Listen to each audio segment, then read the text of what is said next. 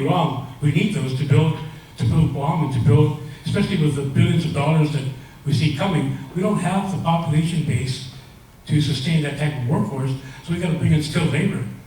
But at the same time, too, we don't want them to be totally reliant on foreign labor.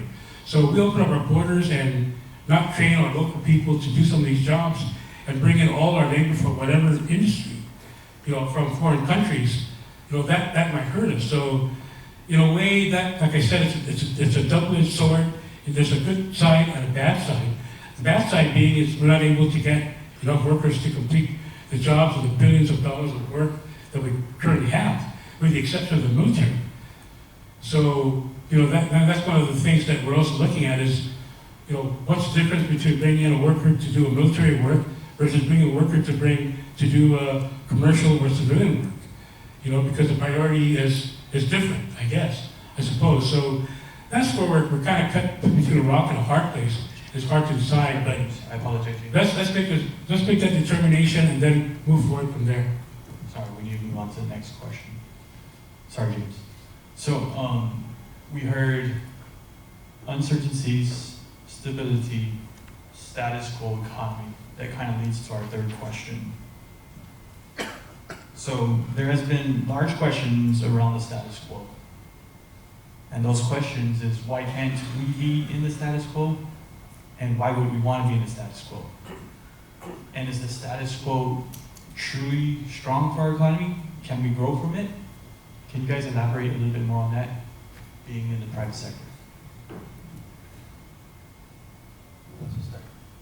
Well, I would say that the status quo is what we know, right? So if we're talking about certainty, providing for certainty and stability in the economy, obviously the status quo would do that, because then that way we know what we're dealing with. I think when you look in terms of what the question that's before us in terms of self-determination, I think Juan Carlos hit the nail on the head, is we have to figure out how to ask the question. If this is going to be a question that continues to hover over us, one is how do we set the platform to ask the question? How do we engage the community in coming to the table to answer the question? And then we can move forward from there. Because I think otherwise, if we're going to do status quo, then I think we'll all be able to seek opportunities and look at our businesses and our industry because we know what we're dealing with. I think the question that you put forward before all of us is, how do we ask the question about self-determination? And I think that that's going to be a bigger issue for all of us once that decision is made. Thank you. It's kind of like we're not allowed to talk about status quo. That we have to talk about being independent, freely associated, or be a state. And you made reference to, I think, was being, do we want to live in a free, independent country? I live in a free, independent country right here. I live in the greatest country that there is in the world, and I want to stay part of that country. And I don't mind status quo again because I understand the tax structure. Yeah, I don't get to vote for the president right now. Maybe that can be tweaked. They were able to do it for Washington, D.C. But, those who are registered to vote in the United States mainland or Hawaii, only about 30% of them vote for the president. 70% of them just watch TV and complain. So I would like to see status quo put out there as a real option. And status quo doesn't have to stay status. There can always be tweaked a little bit too. And maybe we could look at the questions we can ask is, how do we make our status quo better?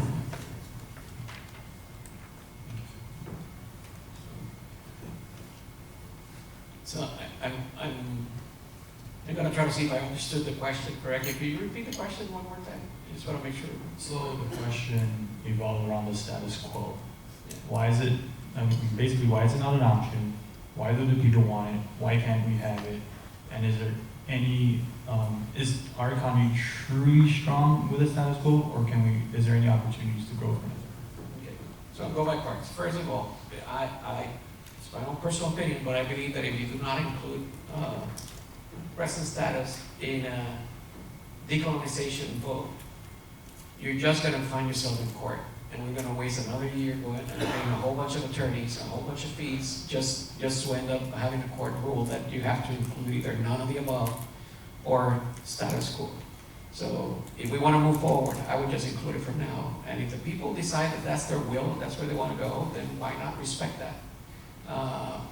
It is what all you're doing is getting a stamp of the particular moment in time of how the people feel. And maybe 10 years from now, they'll be ready to do a movement. Can we improve our present status? Absolutely. We should do it regardless of what we believe should be the ultimate option for this island. If we can make this island more economically viable and sustainable, then why are we not doing it? I don't understand why we don't have a constitution. I know that people feel that we would have to honor the U.S. Constitution to build our constitution under it. And I'm like, that's fine for 2 of the 3 options, because if you're going to stay on their Commonwealth, or you're going to stay on their state, you're going to have a relationship with the U.S., you're going to have to honor that Constitution. If you become an independent country, the day after you become an independent country, go ahead and change it. You're going to be your own country, you can change it to anything you want. But to not be able to rule yourself and have to go to Congress and beg them to take time out of their busy schedule to take care of an issue that happens to be hugely important for our local population, I think it's a disadvantage. Number 2, under the present relationship, the United States determines that only fundamental constitutional rights applies to the U.S. territories. And in the case of Guam, one of those things is that the Commerce Clause doesn't apply, or at least the dormant part of the Commerce Clause. This is business talk. So if you're not a business, you don't really care too much about that. The second part of it is we're outside of the U.S. customs zones. So every time that you hear Donald Trump talking, President Trump talking about the increase in tariffs and preventing foreign goods to come into the United States, it doesn't include us because we're outside of that customs zone, so those would continue to come here. For example, anchor butter, Oxford palm corned beef, those are foreign products that are able to come here that would be limited if it were in a state.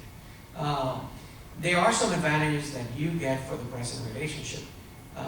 Puerto Rico has been very good at saying, well, if those sections of the Constitution do not apply to us, why don't we pass laws that protect or incentivize local industry in those areas? Guam hasn't. And it's sort of one of those areas that I try to say, well, why are we not doing it? Even if you do not want people to be part of America, then you position yourself in a situation where companies that are not from Guam would say, well, I don't like that they're giving a benefit to Guam companies. And then you say, well, why don't you then make them part of the U.S. and then the entire Constitution applies to them, or they can be an independent country, and then you don't have to worry about it. Thank you. So, of course, I'd like to defer to the attorney who said, it's going to cost attorneys more, they might turn it over. But I agree with him on a lot of points that it should actually be an option. I think that the challenge today, as compared to maybe 10, 20 years ago, is the generational gap on whether or not this is even important to a lot of people. And I think that might answer your earlier question, Bill. I think that a lot of the younger generation, they're not as clued in as maybe 1 or 2 generations ago with regards to this question. But it should be an option. I think that all things should be considered and discussed openly, but everything should be weighed as far as, again, what those things truly mean. I think that, when Juan was talking, I kept thinking of Hawaii when they were annexed without their vote, when they were forced in a situation where they couldn't have an opinion or they didn't know what was really happening to them. And I think that's in reverse. I think everything should be considered and everything should be open, and we should have transparency within our government. And I know Ken Youngro and everyone's going to agree on that for sure. I think we need transparency. And I just don't think that, again, that this is discussed enough, but also not everything is shared about really what could happen in all of these scenarios. So I think as much as we want to talk about self-determination and or independence or all of the other options, I think we all truly need to take away the myths and some of the uneasiness about these questions and really truly openly talk about what are the differences and what really will happen to Guam as far as the actual impact it have, not just financial impact, but really the impact to the people, the government, the economy, all of that, because I think it's just too large of a decision where we can't have these kinds of conversations, and it's just not happening enough. But I think there is a generational gap for sure in who truly understands the differences in each of these scenarios. Economic opportunities. I've been here for a few weeks. Back in 1985-86, the Immigration and Naturalization Service, the predecessor to the Citizenship and Immigration Service, decided that we could not bring in H-2 construction workers to Guam because those jobs are permanent in nature. They are not temporary, and you can only use temporary alien laborers for temporary jobs.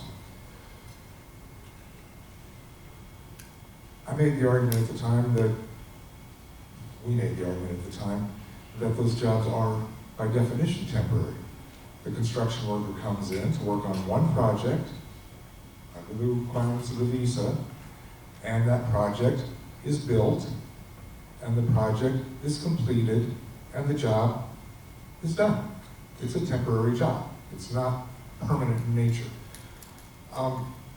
And Immigration and Naturalization backed down from their position on that, and we had the greatest construction boom that Guam has seen since at least post-World War II military construction.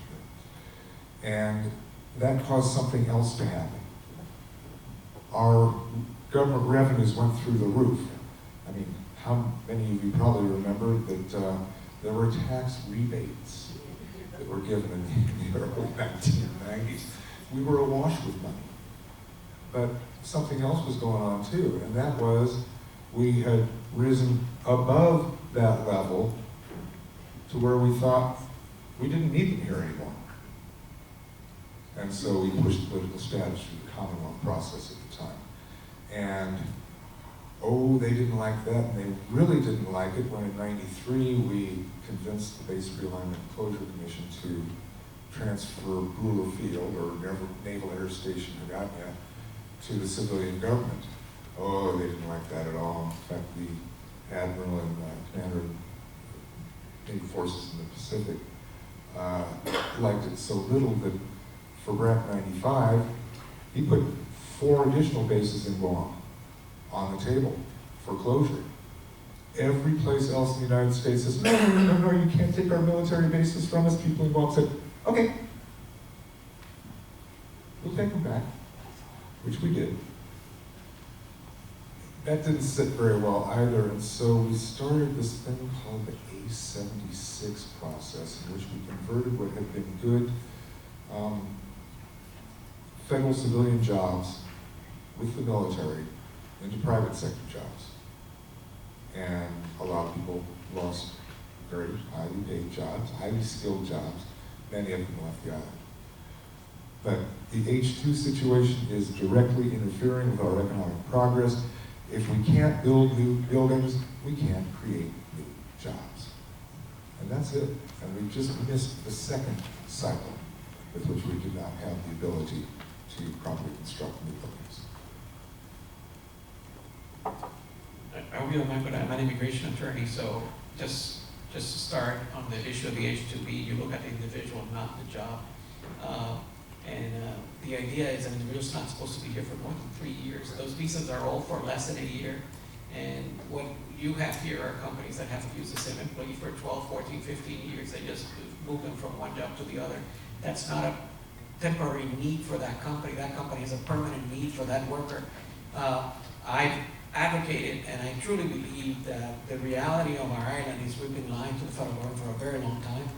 We have a huge need for permanent workforce in this island, the same that the Northern Mariana Islands have, and we should be looking at working at something similar to a CW working visa program, where you allowed a certain number of immigrants to be filling full-time jobs that are needed in these islands for permanent future growth. I wish we would have that. We could grow the local population into a workforce as quickly as humanly possible. But even with everybody, GCC, all the apprenticeship programs that we're doing, we don't have enough of a local workforce to be able to service the needs that are coming up here, particularly during this boom of the military of $300, $500 million a year coming in just on additional military construction on the island. You have to look. We're also now a victim of the same success inside the United States of the Trump administration, where if you're a construction worker in the US, you can find a job at home. So it's sort of hard to convince somebody to say, a really good construction worker, say, hey, leave that job, move 10,000 miles to an island called Guam, which I've never heard of before. And it'll be great. The weather is amazing. You know, as I like to say, we're the Miami of Japan. It is awesome. But it's still hard when you can find a job without having to uproot your wife and your children. I do think there are dependency on H2 and the way that it's been treated. I think our local labor department has been ingenious and has allowed our economy to continue to grow. But it's about time that we're honest with our government and find a solution that's a permanent solution for the growth of this island. The present action has created a problem that our federal judge is facing right now, which is a case in court that she knows she can't win. So they're just holding it. Thank you. I agree. I'd love to see a local workforce to be able to handle all the construction needs of Guam. Construction is not a stationary industry. It's Guam's most cyclical industry with enormous highs and dismal lows. And if we train a workforce to handle the enormous highs and then those jobs disappear here, those workers relocate 10,000 miles away to Texas. And during our next boom, they don't come back, and we train another cohort of new construction workers, and during the next construction bust, they move to Virginia. And so it's a cyclical problem in terms of investment, but it's also a cyclical problem in terms of employment. Can you guys bring this back to political status? Yeah, I was going to bring that up. So can I just add one more thing? Bringing it back to the current status quo question. In addition to the generational gap, because you guys reminded me with the H2B, our population has changed, the demographics, right? Where Chamorros are less than 30% of our population. So I think that has to be, we all need to be reminded of that, is how important is this to all of us as a population? I think when one said, you know, so many of them, or even actually I think Bill talked about so many people being off island and whether or not they could also vote on self-determination. I think we have to remind ourselves that maybe, again, it may not be as big of an issue for everybody on the island because we're not all Chamorro anymore. If less than 25, 30% of our population is actually Chamorro and some of us are mixed, is it really that important? Because we've grown up in a US-based system for so long. And so we have to bring it back to home of how important are these issues to us, and all the decisions about self-determination separate from colonization, how important is it at the heart to them, and how would that change their status as a person, as an individual, and can they still self-identify with being Chamorro regardless of that? Thank you very much. You want to stand on the last question? Okay, so the fourth question is, how could changing our political status create a closer, more economically prosperous future for Guam? Sure. How could changing our political status create a closer and more economically prosperous future for Guam? So basically, how can choosing political status change Guam's businesses, and I guess in a positive way?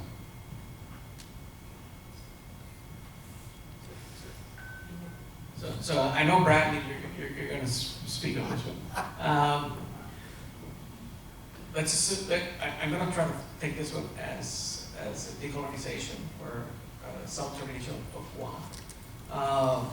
If you were to become a state, the closest example was Hawaii. Their property prices increased by a fivefold the year they became a state of the nation.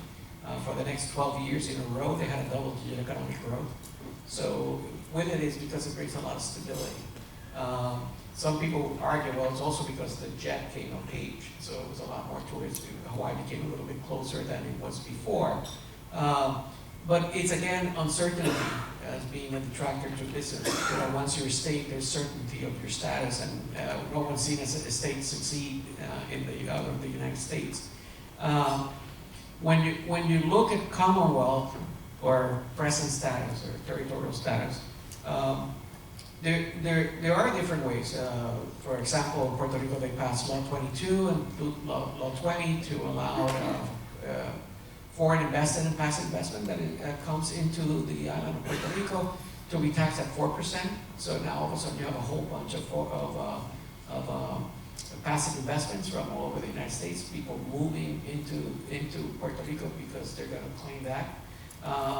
You have Law 75, which requires that if you're going to sell any product that is wholesale by a local company, you need to buy it from the local wholesaler, not ship it from off island. So that protects you against the big box guys like Kmart, Walmart, maybe Don Quixote. You never know. But there are ways where you can really look at protecting and incentivizing the local business economy. I've been a big advocate of spreading some of the government funds in all the local banks that are chartered in Guam or Guam. But there are ways to do about it, there are ways to go in. If you look at towards an independence, before you go independence, I think you need to really harden the infrastructure. This process will take 20 or 30 years, just so you know. The U.S. is not going to let you go the next day. But when the process goes, you need to figure out what's your economic engine that's going to move you towards the next step. It needs to be a decision of the territory that they'll work with the U.S. The U.S. will try to assist in getting you into that position. I would have to say the French and the Spanish were horrible in Africa when they tried to do that. Their assistance was more hinder than help. It's good to look at history and what's happened with other jurisdictions to address. Is there a potential? Yes, but at the end of the day, you're going to end up building a relationship with another power that will be your ally, your friend. That could be Japan, that could be Korea, it could be China. But when you look at our area, that's sort of who you sort of feel are the players that would find an interest in having a relationship with Guam. The last one for me, I'm a stateholder, if nobody noticed, but I truly even stated.